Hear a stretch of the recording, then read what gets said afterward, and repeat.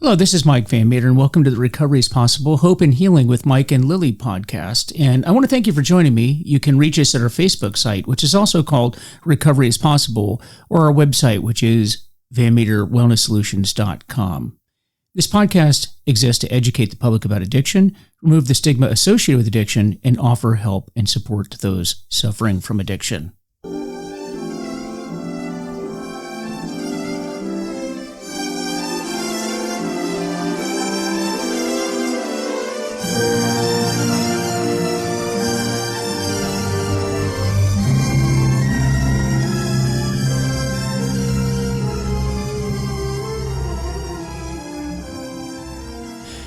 Hey everybody, this is Mike Van Meter, and welcome to the Recovery is Possible, Hope and Healing with Mike and Lily. And today, we're going to be talking about recovery meetings and addressing the family needs. So building boundaries together. And I got to tell you, this is an issue that I see as a sponsor in AA all the time. And what I mean by that is every single person that comes into recovery, including me, has a family behind them that is just hoping and begging that their loved one gets into recovery because drugs and alcohol are just destroying their life. And I have noticed over the years a very interesting dynamic that there is this absolute desperation for the person to get into recovery. And then if the miracle occurs and they get into recovery, we have quite a different problem that seems to arise. And that is that now that the person is in recovery, they're now doing recovery things and hopefully they're involved in a recovery program. But then they find out very quickly, and I'm talking about the family here, that recovery is a lot of work. It's not just like somebody waves a magic wand and all of a sudden you're sober. That's not how that works. And oh, by the way, you're never healed from addiction. I'm just as alcoholic today as I was 13 years ago when I came into the program. It is something that we put into remission. That's the disease. We put it into remission. And the graduation day from addiction is the day that you pass away. And from the time that you get sober to the time that you die, it's time to work. And we have to work. And it takes work. And I think that's the part of this that surprises most people. They think that the addiction goes away, that you're healed. You're never healed from it. You just put it into remission, just like you put cancer into remission. And that part of this whole process is what seems to really throw families for a loop. And that's what we're going to talk about tonight. And again, I have Lily with me, and Lily's my wife, and she can speak firsthand to the experiences that we had. And so with that, I'm just going to hand it over to Lily here and have her say a few thoughts, and then we'll dive right into it because we're going to talk about our experiences and the experiences of others, and then hopefully talk to you about what you can do and balance this out in your life. So with that, welcome to the program, Lily. Hey, Mike, thanks for having me be part of the podcast on a regular basis. So a really very important topic. Mike and I were just talking about earlier what would be something that we could talk about based on the last two episodes that we had. And we thought this would be a great topic to talk about tonight. Yeah, so what we're going to talk about is when somebody gets into recovery, you're going to find that there's a lot of meetings. And by the way, I'm going to address that here for a second. Are there people out there that get long-term sobriety without being in a program of recovery? Yes. But what I'm going to tell you is they're kind of unicorns. The number of people that I know throughout my experience that have gotten into long-term recovery without being in a program of recovery there are not many at all. And we're going to talk about why that is and why meetings and the fellowship are important. But so I'm going to just discount that for right now, okay? Because you might say, well, I know someone that got sober and they never went to a meeting in their life. I got it. I understand that there are some people like that, but that is the vast majority of people get into long-term recovery by having a program of recovery. Now, what that means is that they're going to be going to a lot of meetings.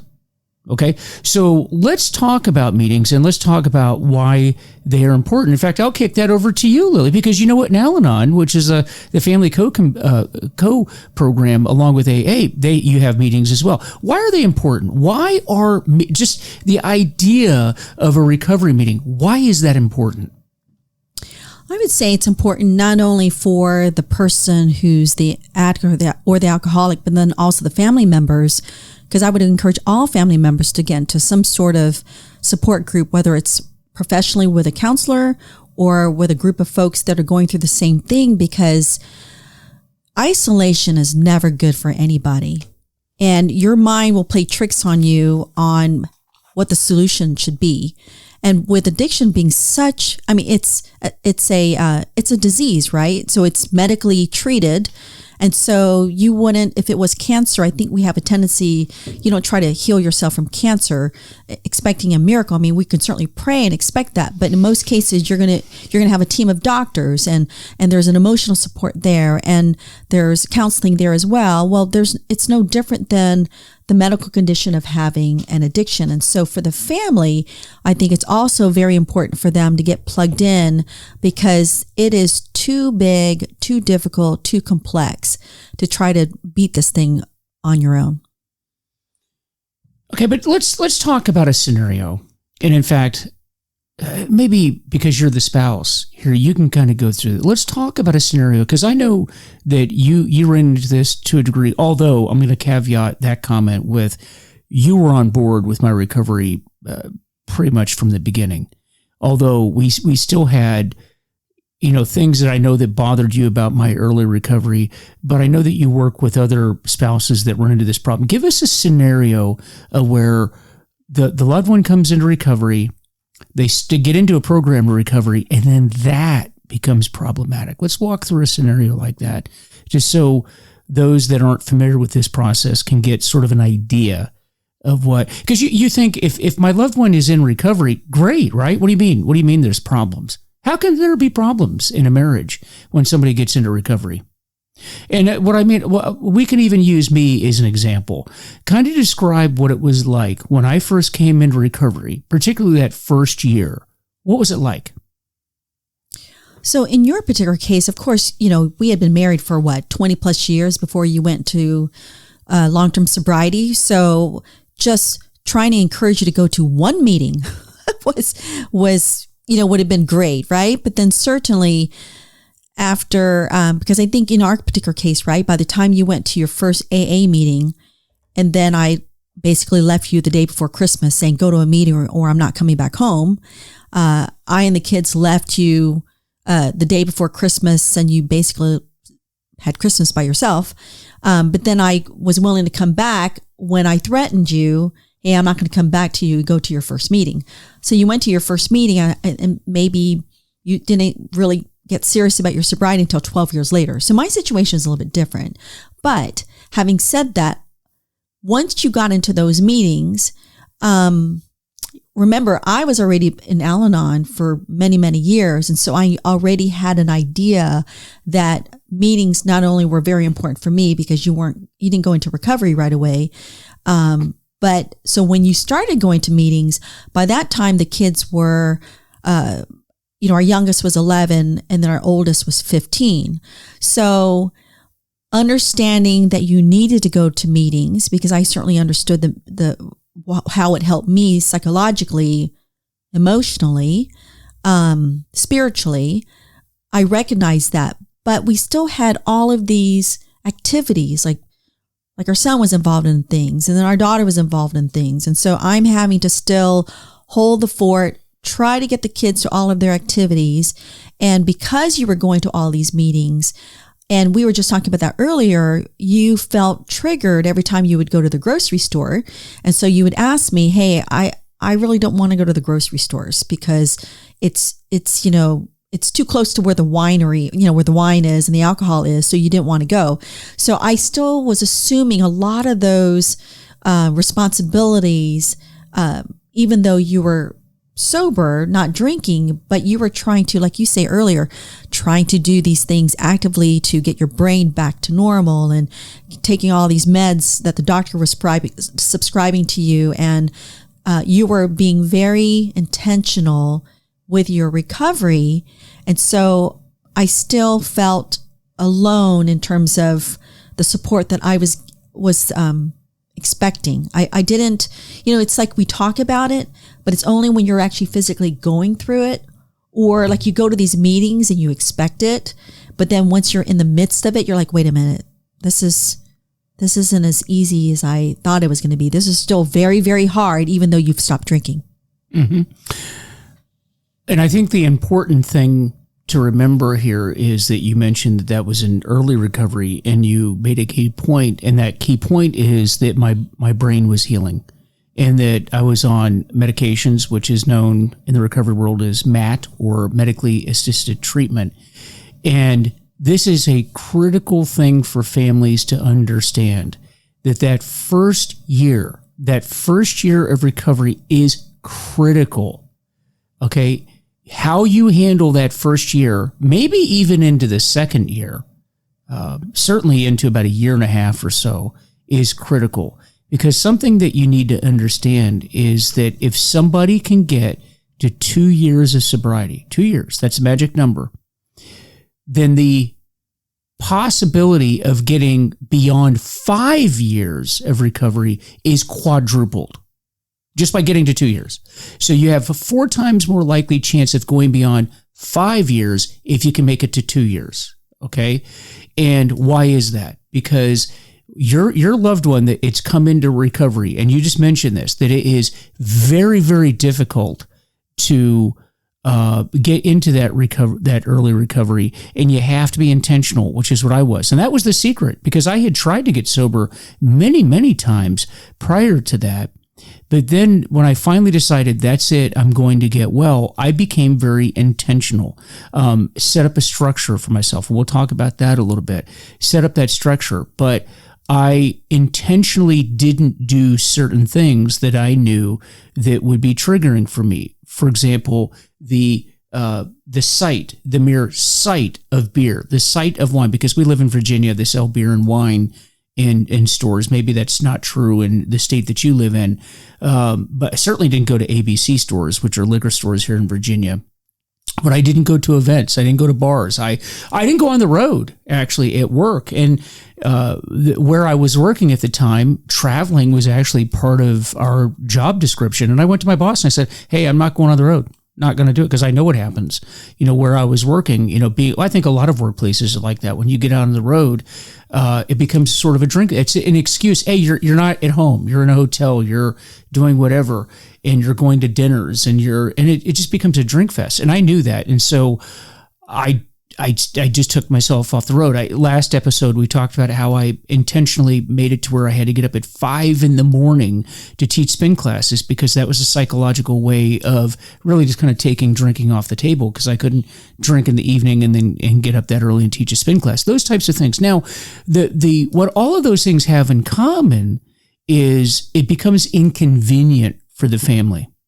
And you and I were talking earlier about how the fact that I said, I'm not going to go to a grocery store, that meant you had to go to the grocery store. It also meant that, if you wanted to do something in the evening and I had to get up at 5 the next morning, then it kind of curtailed that. If we went on vacation, maybe we aren't going to the bar or to a pub, or maybe we're not going to go on vacation at all. In fact, I remember the first year of recovery, you and I made a decision that we weren't going to go anywhere for the holidays. That is, we weren't going to go anywhere, and we weren't going to have anybody over. That meant that it was just me, and our kids who were younger at the time. We were going to have the holidays in the house. We weren't going to have anybody over. And so that was that particular year. It was Thanksgiving, Christmas, and New Year's.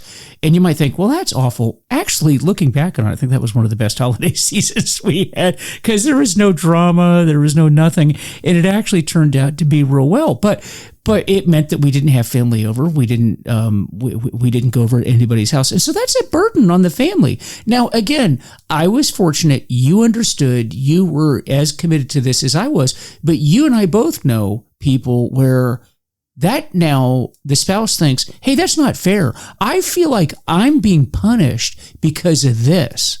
You're punishing me. Why am I being punished for that? So maybe kind of break that down a little bit, because maybe you felt that way. I don't remember you expressing it to me that way, but looking back on it, maybe you did. But I'm certain that you know people that do feel that way. Well, I think that in my particular case, because of the fact that I was really trying to come up with creative ideas to get you into recovery. When you were finally in recovery, it was like, wow, you're finally in recovery. But then, like you said, I'm not going to, if I got to go to the supermarket, I'm going to go. Right. But then at the same time, though, I was not,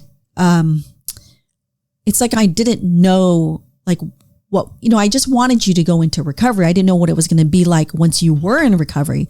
So certainly you and I had these discussions on, because of the fact that once you got into recovery, we had talked about last week or the week prior about the elephant in the room, right?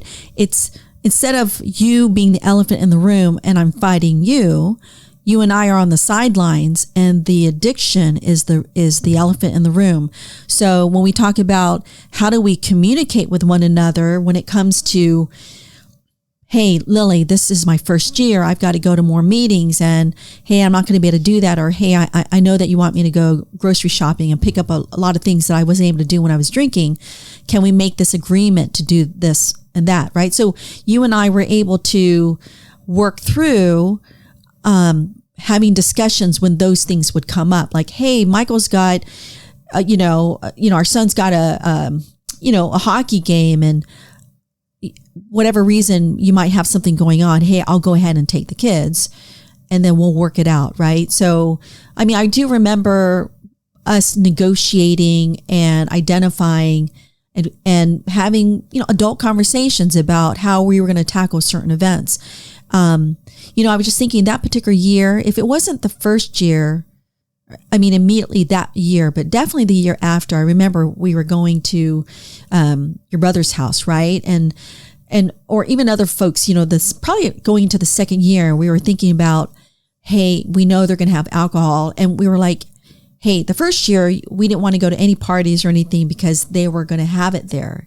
And then the second year, it was more about, hey, how are you feeling? Do you still want us to go? Should we go? Do you want me to let them know? That way they could like not have it there. I mean, you and I had to have these kind of conversations beforehand, but we did it as a team.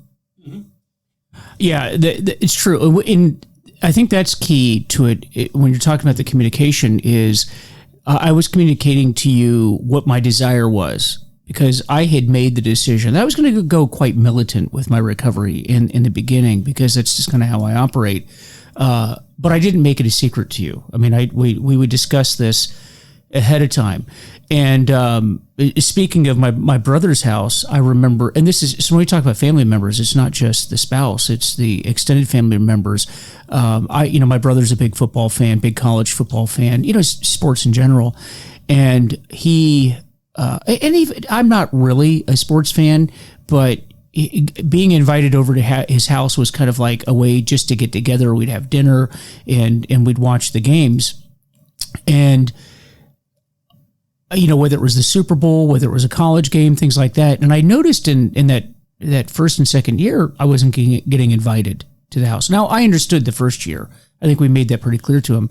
But then after that, I noticed, they'd have a dinner party, or they'd have Super Bowl would come up, or, a college football game where he had invited me before, and now I wasn't getting the invite. And I remember talking to him, and I felt insulted in a way.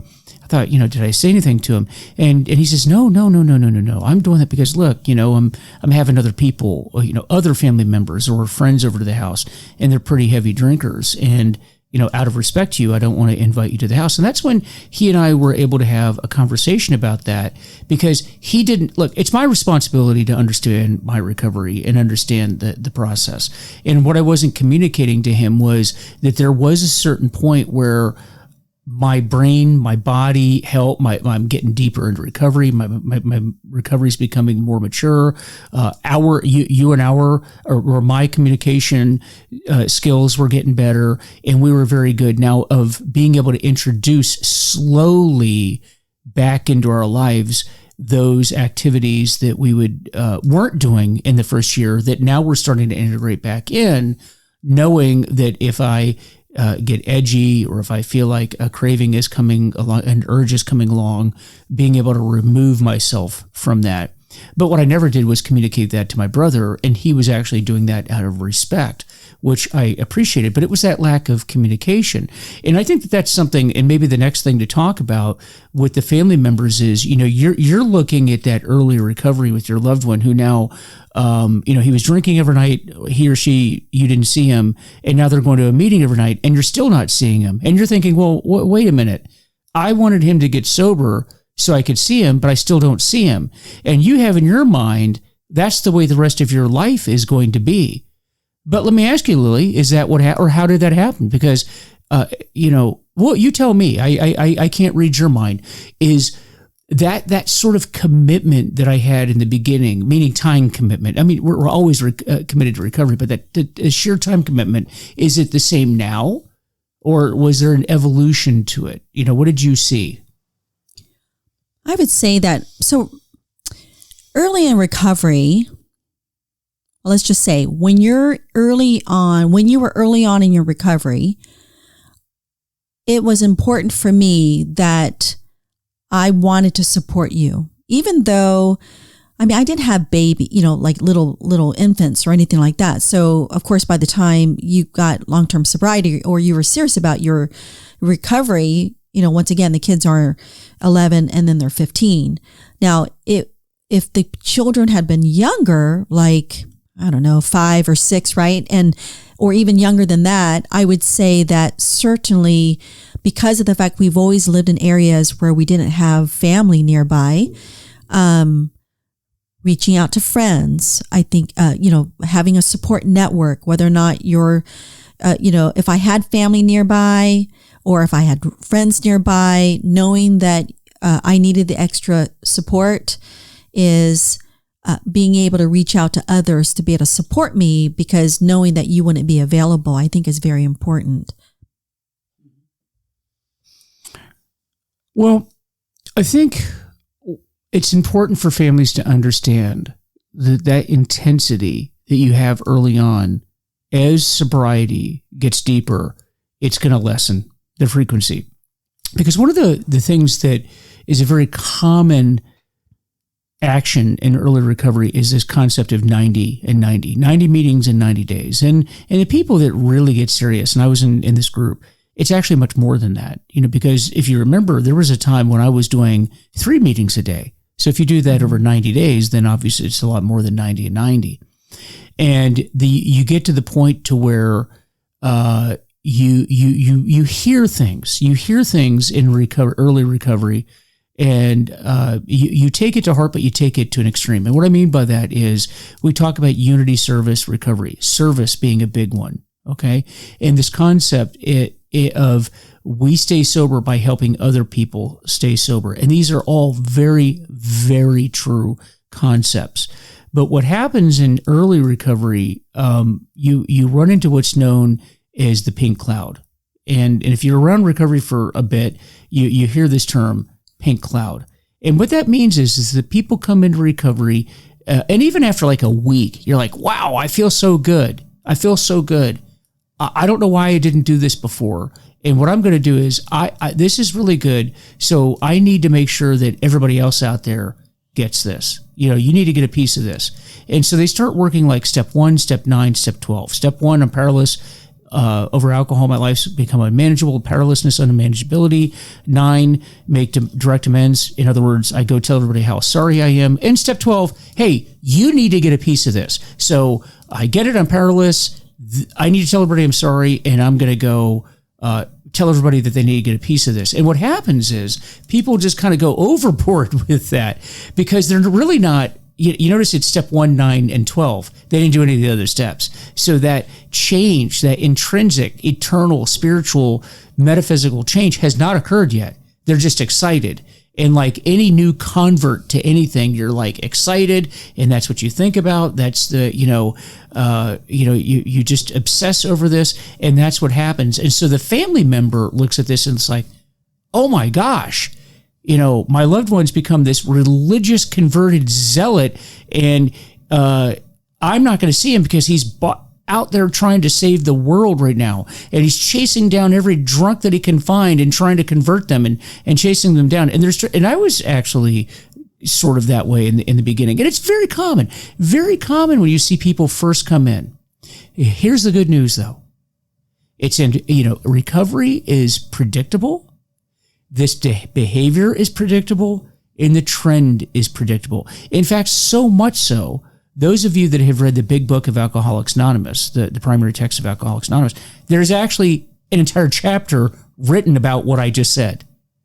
And the good news is that there will become a maturity to it, and your loved one will start realizing that, look, they can't chase everybody down. They should not be chasing everybody down, because the bottom line is, if somebody doesn't want to get sober, they're not going to get sober, no matter whether you're chasing them or not. And they give you strategies, and that'll be another podcast for another day, a strategy on how to work with people and what to do, and the boundaries that you set, and realizing it's actually not your role to save every single person on planet Earth, because you couldn't do it even if you wanted to. But you're going to help those that want to get the help. Then, as the brain and the vitamins and the neural pathways and everything in the brain settles out, and your loved one settles into a routine, a manageable routine in their recovery meetings and the recovery program, then life will become a bit more balanced. Now, having said that, and I'll turn this back over to you here in a second, Lily, but I'm going to give some examples of how I was, and I know how extreme I was in the beginning. When I came into recovery in the very, very beginning, and this is true for anyone, you're giving up something, in my case, alcohol, that takes up a lot of your time. Forget about the inebriation and all that. Just the time, the planning, the using, the recovery from using, and then the replanning to use again. It's a lot of time. And then you stop drinking or drugging. There's a lot of time now that you used to fill with something else that isn't filled with that has to be occupied. And that's a radical shift. You go from drinking to now you're not drinking. And you've been doing that for a long, long time. And the way that you filled a Friday night or a Saturday night, right now, you and I sitting here right now, it's a Saturday night. What was Saturday night? Certainly, well, every night, but definitely a Saturday night was filled with drinking. You have to fill that time. What are we doing? We're sitting here talking about recovery, right? We're doing this. We're filling the time with something healthy. So that's what I did in the beginning. But because it was so much time, then we addicts have a tendency to become a bit extreme. And how that is. Now, how that manifested itself in me was I was always somebody that was somewhat interested in physical fitness. Prior to drinking and doing all the career stuff I was doing, I would pride myself on physical fitness. Then addiction takes over, and that kind of, then you're just the epitome of unhealth at that point. So then in my case, I get sober and I went back to that, but now it's on steroids. So I got into not just running, marathoning. Well, hell, might as well get into ultra marathoning. And if you're not familiar with that, anything beyond the distance of a marathon is considered an ultra marathon. So if you're going to run a marathon, why not run back to the starting line? And that's kind of the way I was. So that kind of took over in triathlon. And it took a lot of time. Now, it took a lot of time, and it took a lot of time away from you, and it took time away from the kids. But from my perspective, that was extreme. It was extreme. You knew it was extreme, but to a great extent, you supported it because you would come to the events and you would assist me, and you would aid me, and you came to the events and you were very supportive at the time. And my perspective was, I think that kind of the way you looked at it was, well, at least he's not drinking. And I think in the back of your mind, you kind of knew that at a certain point that would balance out. I might be reading too much into that, but I did feel like you supported me. But I don't do that like that. I do other things, but like this. But as I got older, your body starts to fall apart. I've had a few surgeries since then, so it's balanced out. But what were your thoughts on that? Because I felt like you supported me, but it had to happen because I needed to fill the void with something at the time. But it's a tough thing because I know it really gets under the skin of a lot of family members. I was just thinking, Mike, that you actually got into long distance running while you were still drinking. That is true. That is true. Because I do remember, so you did, because I remember... it was always an interest. It was always... I just wasn't any good at it. Well, what I was saying is that, you tried the JFK 50. So for those of you who don't know, it's a 50-mile... it's not a walk in a park, a 50-mile trail run that's up in Maryland. And so the first 2 times you didn't quite make it. You made it up to the 38th mile. And then I remember telling you, hey, 3 strikes you're out, because it's grueling, right? We go up there and then, you go through this race and you have your own support crew. And so, but the 3rd time you did it, you actually made it to the end because you were sober. And you and I had a conversation about that, remember? About how is it that you were able to make it? And I think that having not been drinking was probably a big reason why you were able to get to 50 miles.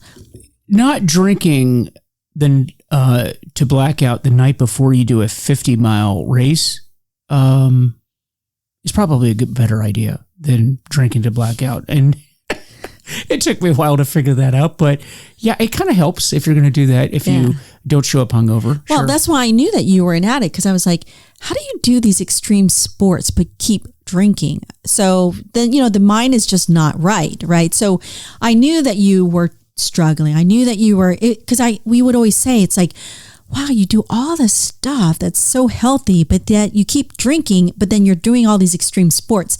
I'm like, this makes absolutely no sense.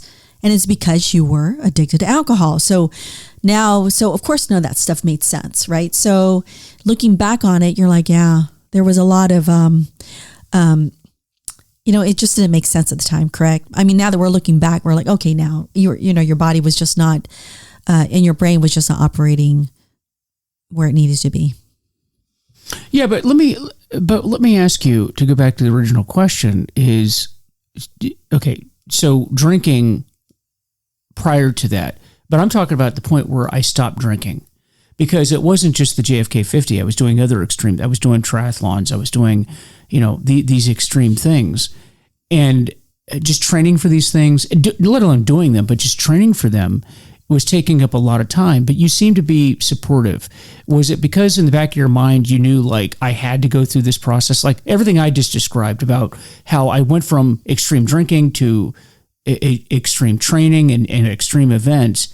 But you, unlike a lot of families, because I know families now with people that I work with, they've only been in sobriety for a few months and their families are already like, what's the deal with these meetings? What do you got to go again? It's creating almost as much friction as the drinking was. You weren't really that way when I got into early recovery. Why? What was going on there? Well, I think in my case, because I'd been in Al-Anon, right? So by being in Al-Anon and working my own program, and it teaches you a lot, plus my own reading and whatnot, you live through other people's experiences based on their struggles. And then the program does a really good job of explaining that it's a family disease and that families need to, you can't be, you have to have your own life, right? As the person who's in recovery is trying to find themselves, you can't be dependent or not dependent, but obsessed with them. You need to have your own life, have your own support group, make your own friends, have your own networks. If your whole life is revolving around the other person, whether they're in recovery or not, you just can't live that way, right? So I think that because you were doing all these extreme sports, I was supportive. Number one, you weren't drinking. And number two, I wanted to be supportive of you.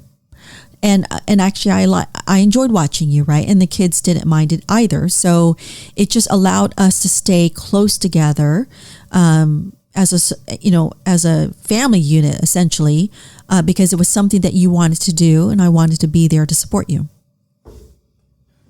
Well, do you run into people in Al-Anon that complain about the amount of time that their loved one is spending in meetings? And what do you say to them? Well, I think that every person, right? It's like there is no magic formula. Every person is different. every person responds to addiction differently. And, for those who are struggling with having their loved one be at meetings all the time, I would encourage them that they have to find other things to do. I mean, get other people to support them if it's needed. Go to meetings, make their own friends, get their own support group. Like, if like I did a lot in our church, right? I was in a lot of support groups, not only through Al-Anon, but then support groups and volunteering for things through our church. In my particular case, I was working, right? And the kids were a little bit older. So I just found other things to preoccupy my time, knowing that you were focused on your recovery. And so I think that I understood enough about the disease that I knew that it was going to take a while for your brain to heal. So I had to give you your space. Well, how about boundaries? What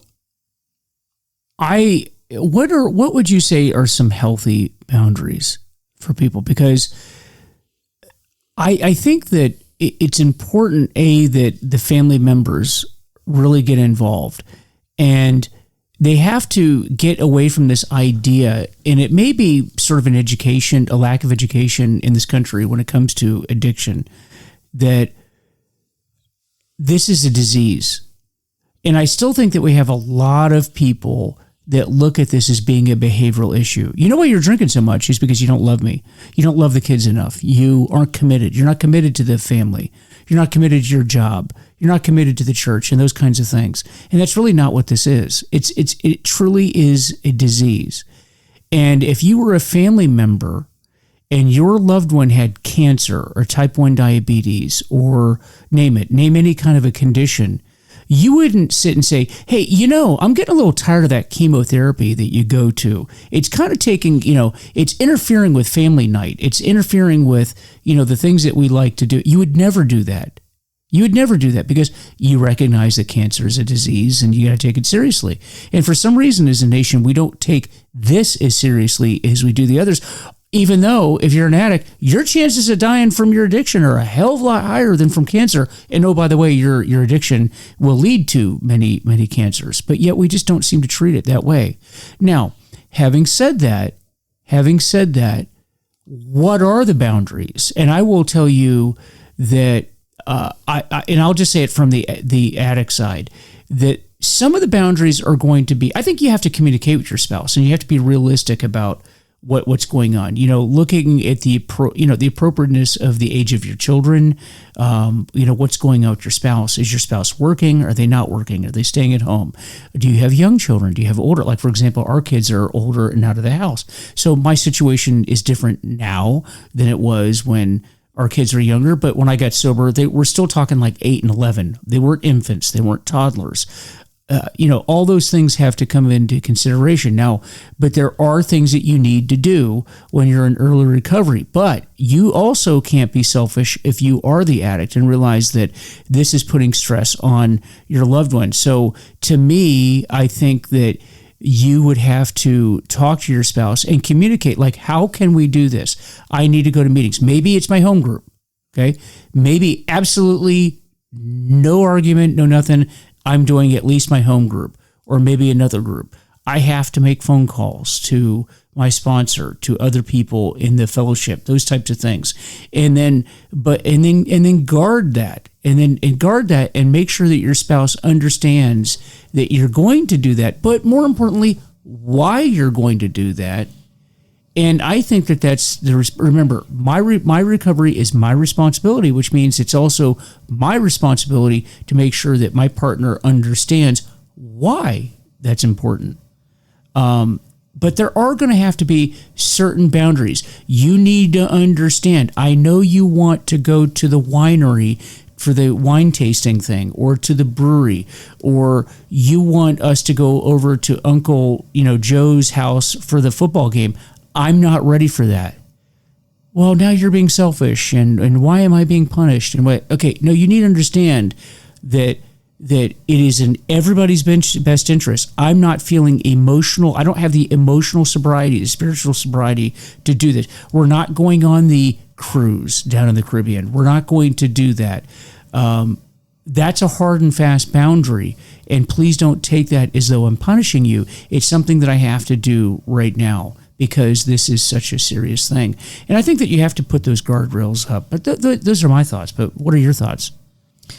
So I think that, you're on point, right? I think that in our particular case, by the time you got sober, we understood the gravity of the disease, right? You had multiple relapses and slips, and you were treatment episodes, right? Treatment episodes, effects from work, impacts from work, and so once you got into sobriety and you were serious about it, we went in with eyes open, and so we had to really address issues and challenges and be able to talk about them in an objective way. Now, it doesn't mean that we didn't get into emotional arguments about it because, some things were tough.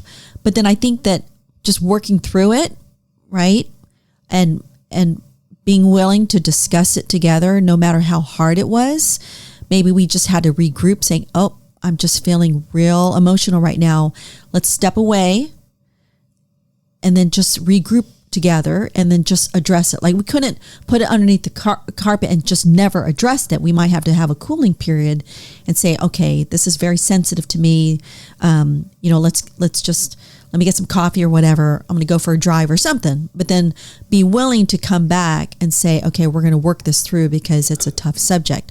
So I think that when it comes to the idea of taking, like you were mentioning earlier, the disease is so serious, it's complex, there's no cure for it.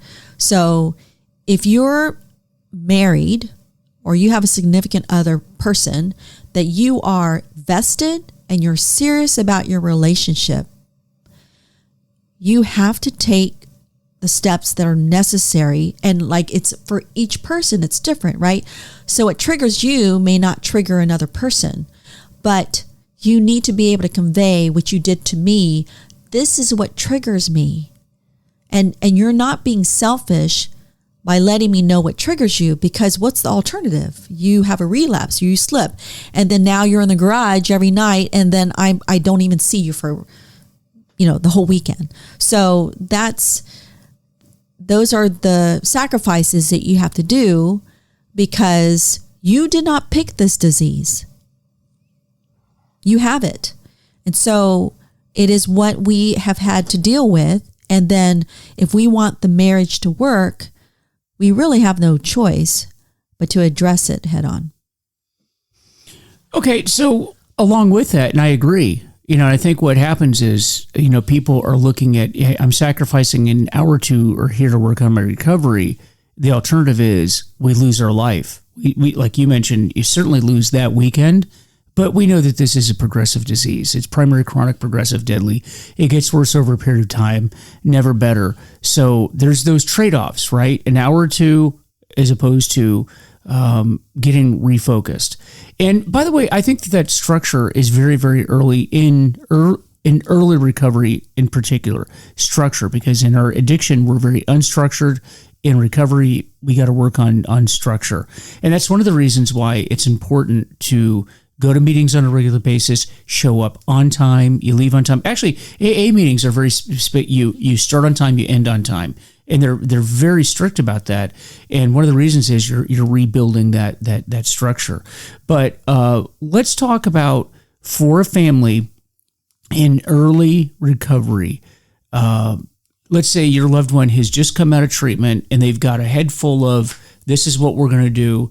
And now the spouse may have been exposed to it, but let's assume that they haven't been exposed to it and they're listening to this podcast right now. Your loved one comes out of treatment, and let's talk about like some practical solutions that they can implement to help to support the person that just came out of treatment. What should they be thinking about?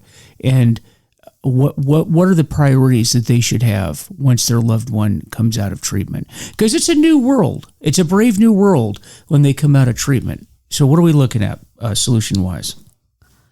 Well, I think that it depends on the mindset of the person once they come out of recovery. You remember, in our instance, both times she relapsed that very day. So you didn't have a whole lot of time. so I didn't have a lot of time. But having said that, though, let's make an assumption that your loved one comes out of treatment and they are serious about maintaining their sobriety because they've been there for 28 days and they don't want to pick up a drink.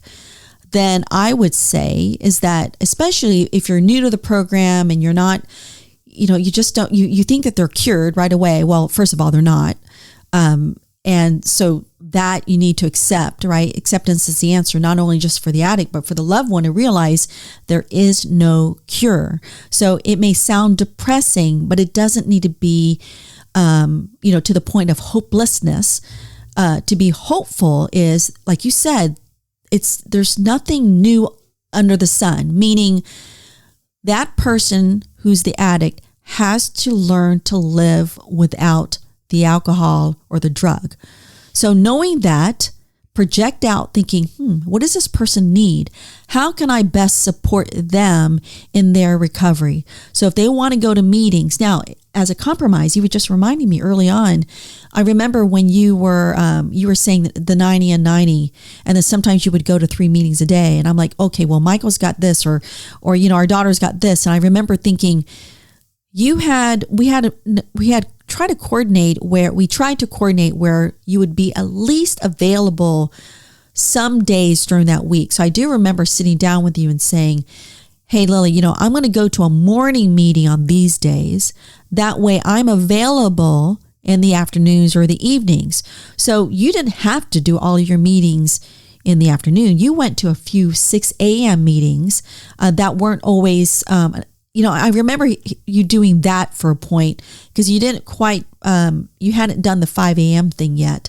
So whether you did that on the weekends, but I do remember in our past that you moved your meetings around because they're all over the place, right? There's meetings all over the DC area. And so you can always find a meeting sometime, and especially nowadays with online, but in person is always the best. But I remember you and I had to work that out between the two of us on how would it work based on our schedules, based on what was coming up for that week. And so that communication, keeping those lines of communication open between you and your loved one is critical. Yeah, I completely agree. And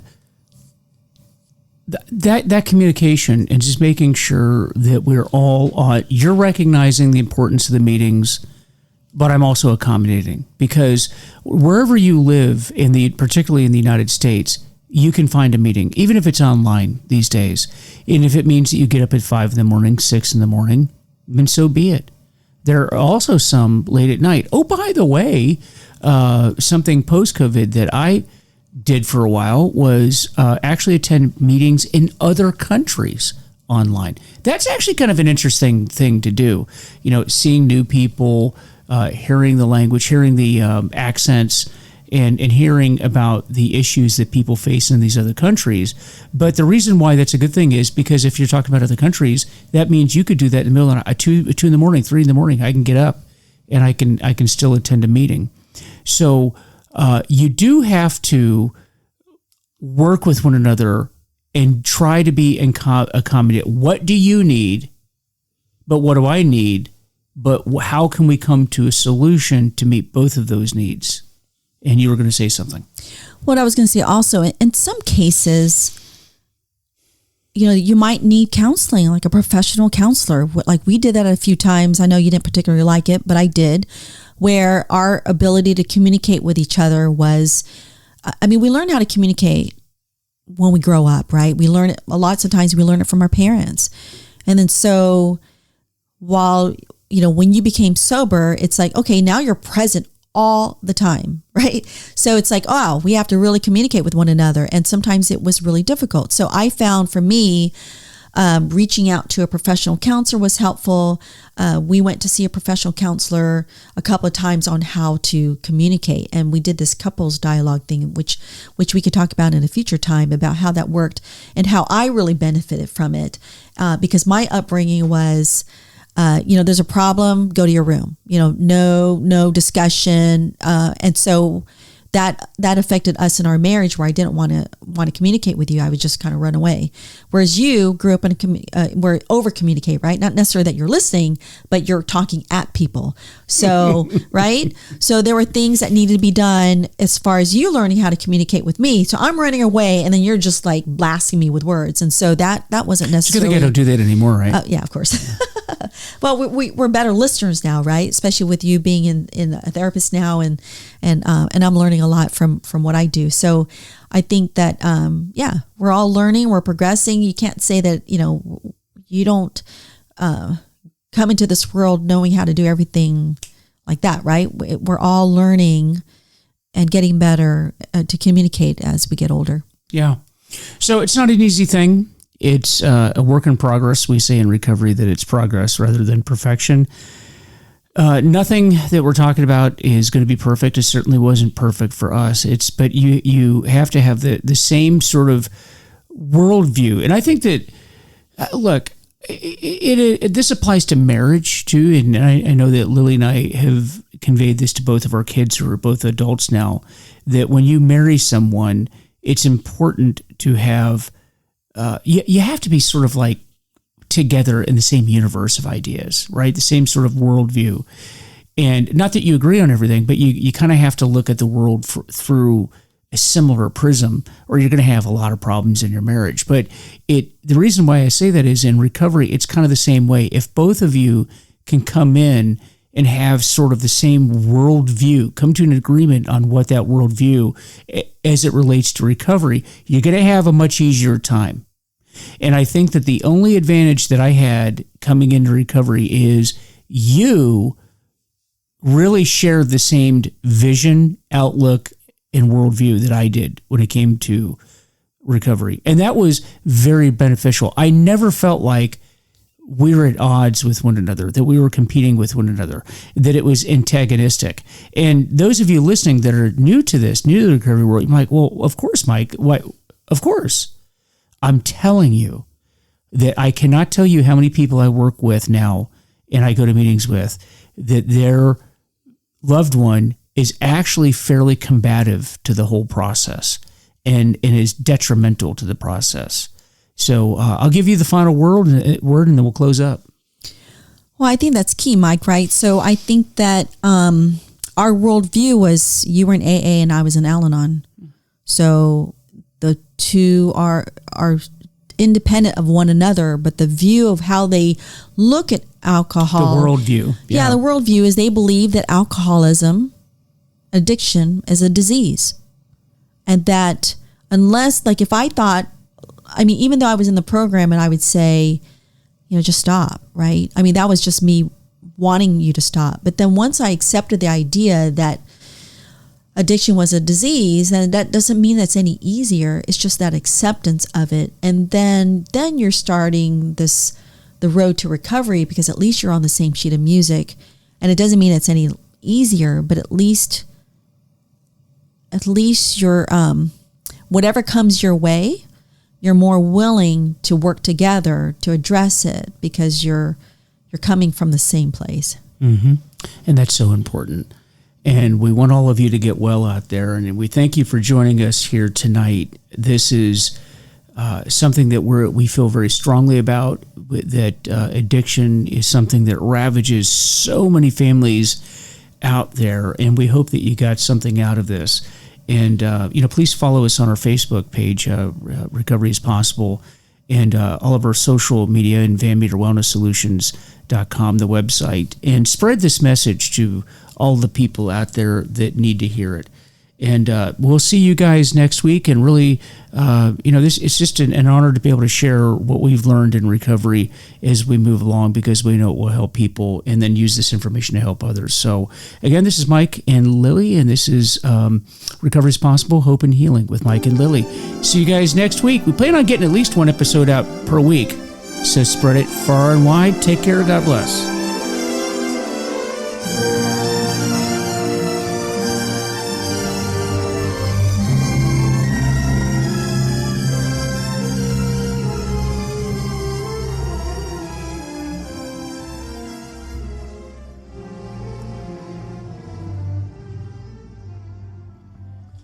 So as I always like to say, I don't represent any group. I do not represent anyone other than myself. My only purpose in giving this information is to share with you what I have done because it's helped me and maybe it'll help you too. If I've said something that does not apply to you or you don't agree with, then just discard it. But try to take any information that you can use for yourself and help others as well. That's what we do in recovery. We help ourselves along the way, and we help to impart the knowledge we've gained to others as well. With that, please visit our Facebook page, Recovery is Possible, and our website, VanMeterWellnessSolutions.com. Let me know how I'm doing, and let me know if there's a topic that you're interested in hearing about, because I'd love to hear from you. You guys take care, and I'll see you next time.